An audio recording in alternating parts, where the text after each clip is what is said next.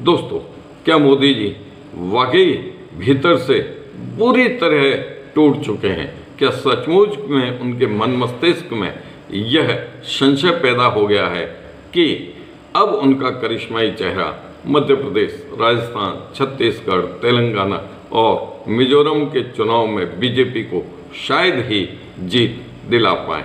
क्या उन्हें यह डर सताने लगा है कि इन राज्यों में दर्जनों चुनावी सभाएं, रैलियां और रोड शो करने के बावजूद कर्नाटक और हिमाचल प्रदेश की तरह जीत नहीं दिला पाए तो उनके ब्रांड को बट्टा लगना तय है?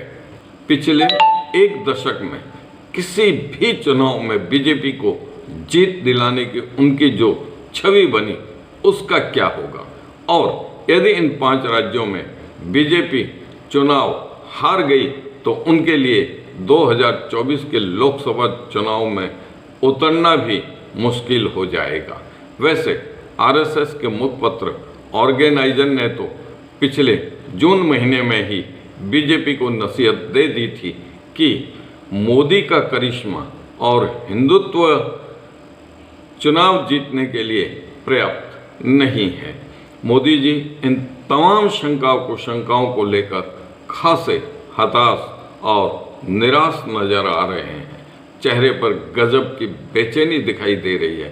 तभी तो लगता है कि मोदी जी इस बार चुनाव प्रचार से रफ्ता रफ्ता दूरी बनाने लगे हैं। जो मोदी जी बीजेपी के सबसे बड़े स्टार के रूप में 18 से 20 घंटे तक चुनाव प्रचार करने से नहीं कतराते थे, नहीं थकते थे, गोदी मीडिया उनके भाषणों को अलग अलग शो में दिखाकर उसका रिपीटेशन ऑफ रिपीटेशन कर 24 घंटे मोदी जी का चेहरा दिखाने से बाज नहीं आता था, उन मोदी जी को अचानक क्या हो गया कि वे चुनाव सिर पर आने के बावजूद प्रचार के लिए निकलने से कतराने लगे हैं?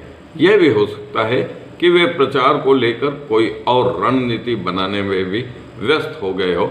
वैसे प्रचार से कतराने के कई कारण हैं। अव्वल तो मध्य प्रदेश, छत्तीसगढ़, तेलंगाना और मिजोरम में कांग्रेस नेता राहुल गांधी, प्रियंका गांधी और मल्लिकार्जुन खड़गे की जनसभाओं में श्रोताओं का सैलाब उमड़ रहा है, पर मोदी जी और अमित शाह की सभाओं में अपेक्षाकृत बहुत कम भीड़ जुट रही है, जिससे मोदी जी का विचलित होना काफ़ी हद तक लाजमी भी है। दोस्तों, सच तो यह है कि मोदी जी की यह हताशा, यह निराशा, यह बेचैनी तब से है जब राहुल गांधी ने भर जोड़ो यात्रा निकाली और नफरत के बाजार में मोहब्बत की दुकान खोलने का लोगों से वादा किया।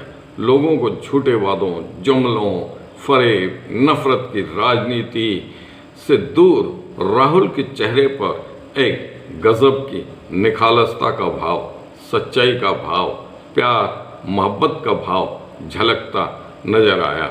गरीबों, दलितों, पिछड़ों, अल्पसंख्यकों व आदिवासियों को दिल से गले लगाने के दृश्य देखते ही वे राहुल गांधी के मुरीद हो गए। बेशक मोदी जी के मन में तभी से डर का भाव पैदा हो गया होगा, पर उन्होंने चेहरे पर शिकन नहीं आने दी।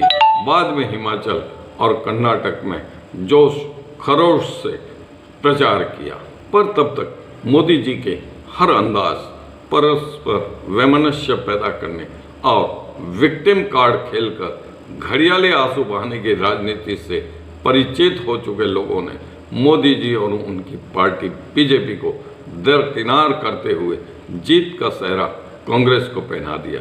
मोदी जी उस सदमे से भी अभी तक शायद ही उबर पाए हो। इंडिया गठबंधन बनने के बाद तो राहुल और अन्य विपक्षी नेताओं ने मोदी जी के कमोबेश हर दाव को उल्टा करने का प्रयास किया और उसमें कामयाबी भी मिली।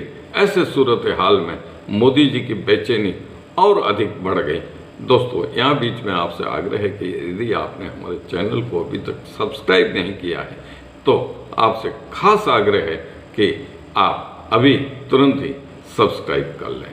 धन्यवाद। ये भी आपने पिछले दिनों देखा कि राजस्थान में वसुंधरा राजे और मध्य प्रदेश में शिवराज सिंह चौहान ने मोदी जी को अपने आगे झुकने के लिए मजबूर कर दिया। दरअसल चुनाव में तो हार होगी या जीत कुछ नहीं कहा जा सकता, पर मोदी जी के वसुंधरा राजे और शिवराज सिंह के आगे तो हार पहले ही हो गई।